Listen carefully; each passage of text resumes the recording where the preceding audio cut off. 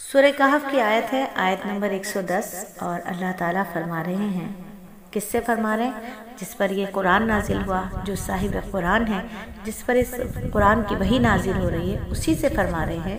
اللہ فرماتے کہہ دو کہ میں تو تمہیں جیسا ایک انسان ہوں، البتہ مجھ پر یہ وحی آتی ہے کہ تم سب کا خدا بس ایک خدا ہے، لہٰذا جس کسی کو اپنے مالک سے جا ملنے کی امید ہو، اسے چاہیے کہ وہ نیک عمل کرے اور اپنے مالک کی عبادت میں کسی اور کو شریک نہ ٹھہرائے۔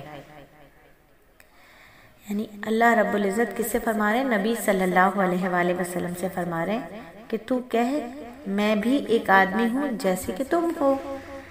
پہلی آیت، اس آیت میں پہلے کیا ہوا؟ رسالت، پھر توحید، اور اس کے بعد مات کا بیان۔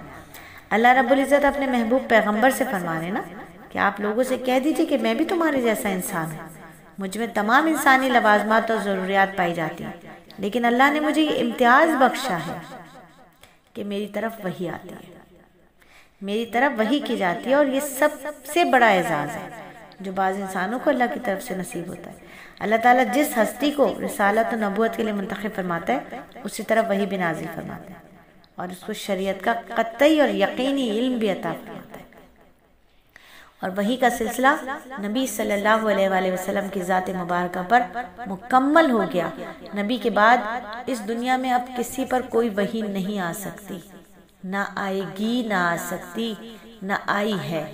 بس نبی صلی اللہ علیہ وآلہ وسلم صاحب قرآن خاتم النبیین ہیں۔ آپ کے بعد اب کوئی نبوت کا دعویٰ نہیں کر سکتا، جو بھی دعویٰ کرے گا وہ جھوٹا ہے۔ تو نبی صلی اللہ علیہ وآلہ وسلم کو فرما دیا کہ آپ کہہ دیجئے کہ میں تو تمہارے جیسا انسان ہوں، ہاں فرق یہ ہے کہ مجھ پر وحی آتی ہے، اللہ تعالیٰ مجھے وحی بھیجتے ہیں۔ یعنی بشریت بھی ظاہر کر دیجئے اور صاحب وحی ہونے کی خصوصیت بھی ظاہر کر دیجئے۔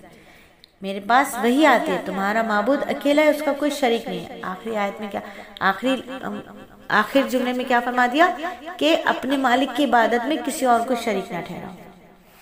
یعنی رسالت اور توحید کا بیان ہو گیا، رسالت بھی آ گئی، توحید بھی آ گئی، اور اللہ تعالیٰ کی توحید کے اللہ کے ساتھ کوئی شریک نہیں۔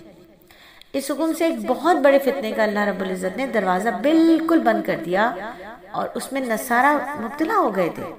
انہوں نے اندھوں کو بینا ہوتے، لاعلاجوں کو، بیماروں کو تندرست ہوتے ہوئے، مردوں کو زندہ ہوتے ہوئے دیکھا۔ اللہ نے یہ معجزات کس کو عطا فرمائے تھے؟ عیسیٰ علیہ السلام کے۔ تو عیسائی اس چکر میں پھنس گئے، کسی نے عیسیٰ کو خدا مان لیا، کسی نے ان کو رب مان لیا۔ اللہ